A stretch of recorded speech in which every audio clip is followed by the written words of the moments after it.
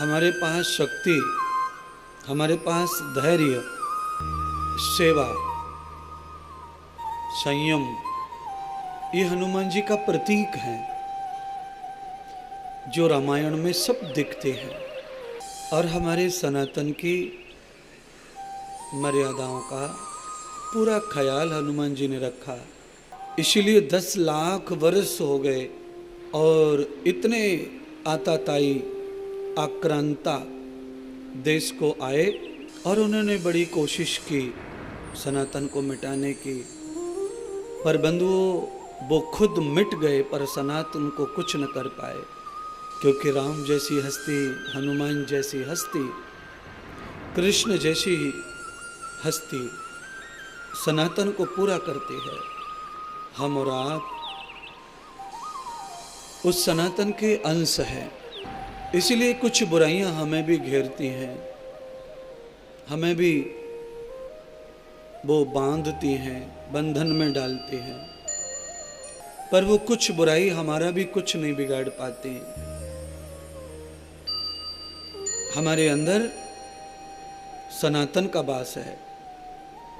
हमारे चल चरित्र में, हमारे वायुमंडल में, धरती के आभा में सनातन समाया हुआ है।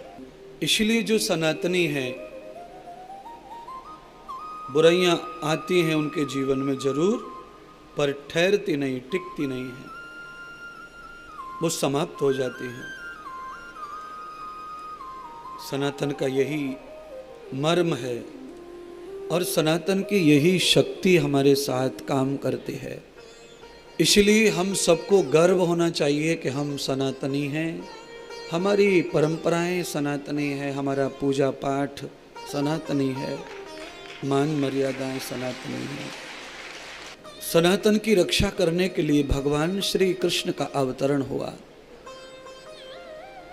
भगवान कहते हैं जब जब होए धर्म की हानि, सनातन में जब जब कोई ठेस पहुंचाता है तब तब सनातन की रक्षा करने के लिए परम सनातन कृष्ण का, श्री राम का, श्री हनुमान जी का अवतार होता है, जन्म होता है। वह धर्म धुरंधर आते हैं हमारे जीवन में। साल में कितनी बार जयंतियां आती हैं अलग अलग। इन सारी जयंतियों का हमारे जीवन में क्या महत्व है? हमारे जीवन में महत्व है कि जो सत्ता, जो स्मृति हमारे दिमाग में नहीं रहती, वो गायब हो जाती है अपने काम काजों में, अपने स्वार्थों में। तो इस प्रपंच में, इस माया के संसार में भी हम निरंतर सनातनी बने रहें, उसके लिए ये महाजयंतियाँ आती हैं, महापुरुषों के जन्मदिन की तिथियाँ आती हैं, उसके लिए ऐसे पांडाल पड़ते हैं, उसके लिए ऐसे महात्मा आते हैं, उसके लिए ऐसे यजमान खड़े होते हैं, उसके लिए ऐसी कथाएं होती हैं। ये सनातन है।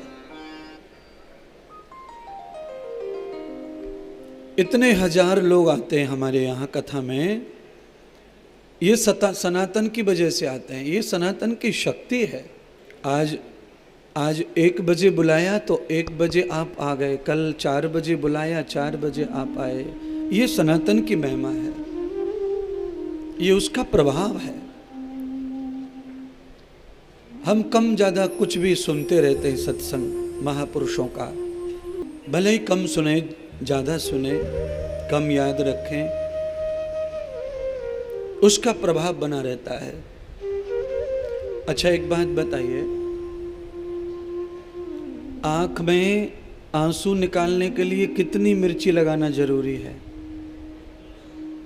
कितनी?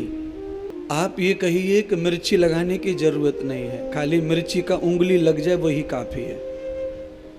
जैसे मिर्ची की उंगली लग जाने मात्र से आँख को प्रभाव पड़ता है, आँख पर असर पड़ता है, वैसे ही कम से कम भी कथा सुनी उसका भी प्रभाव जीवन पे पड़ता है।